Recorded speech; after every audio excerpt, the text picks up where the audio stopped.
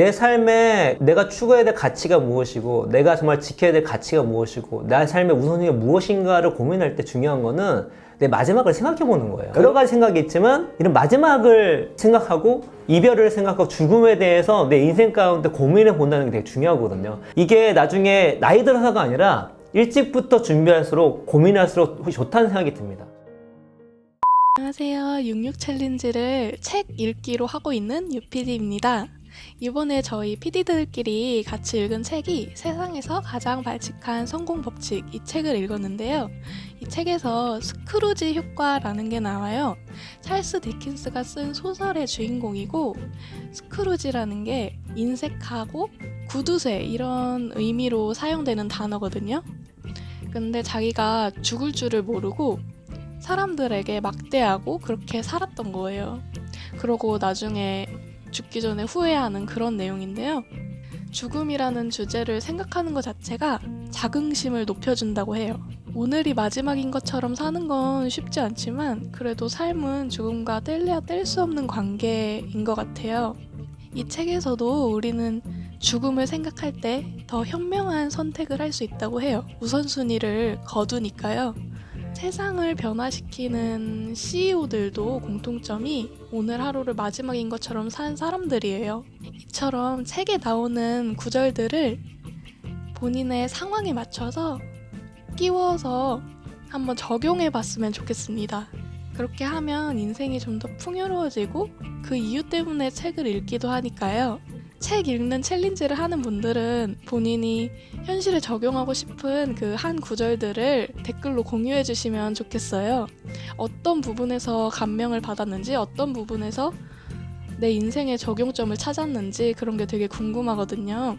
여러분도 그럼 오늘 하루 화이팅 힘내시길 바랍니다. 제가 처음으로 가까운 사람들의 죽음을 경험한 건 외할아버지가 돌아가셨을 때인데요. 그때 느낀 거를 바탕으로 한번 제 죽음을 상상해 보았습니다.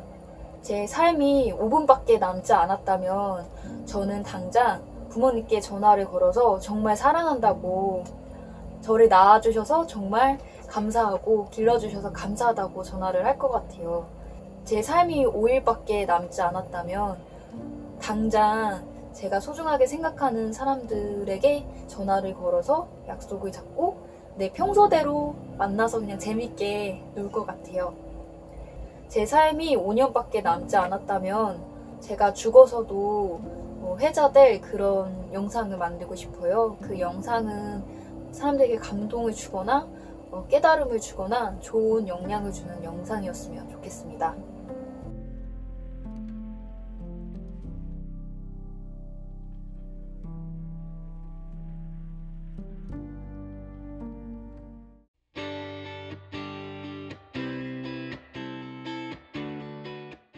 안녕하세요, 송PD입니다. 오늘의 주제는 내가 포기해야 될 포기 리스트입니다. 한번 생각해 봤어요. 제가 66 챌린지를 시작하면서 포기했던 것들이 뭘까?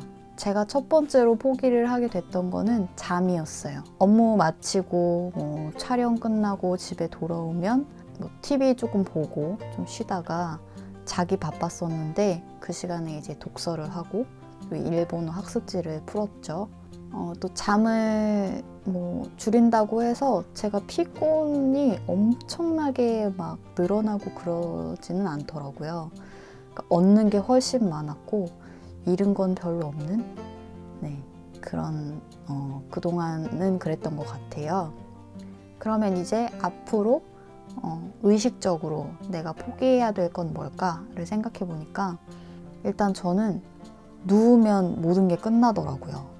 누우면 졸리고 자고 싶고 그러면 또 바로 잠이 들게 되고 그러면 계획했던 일을 하나도 못한 채 하루가 그냥 끝나더라고요. 그래서 쉴 때는 절대로 눕지 말자. 이게 첫 번째였고요. 두 번째는 제가 운동을 이 목표 리스트에 넣지를 않았었는데 그 대신에 먹는 거라도 조금 건강하게 먹자 하는 마음으로 제가 탄산음료 중독이거든요. 이번 기회에 탄산음료를 대폭 줄이고 건강한 음식을 좀 먹도록 하자 이게 두 번째 제 포기 리스트입니다. 탄산음료를 마시지 않기. 아니, 마시지 않는 건 아니고 줄이기. 네, 아예 안 마실 수는 없을 것 같고 제가 자신이 아직 없어서 줄이는 걸로 해보려고 합니다. 그래서 제가 탄산음료 대신에 이렇게 견과류하고 딸기를 이만큼을 사왔습니다. 이걸 다 먹는 건 아니고 이제 옆에다 놓고 탄산음료 대신에 딸기도 먹고 이렇게 물도 마시고 하면서 목을 축여가면서 일을 하려고 합니다.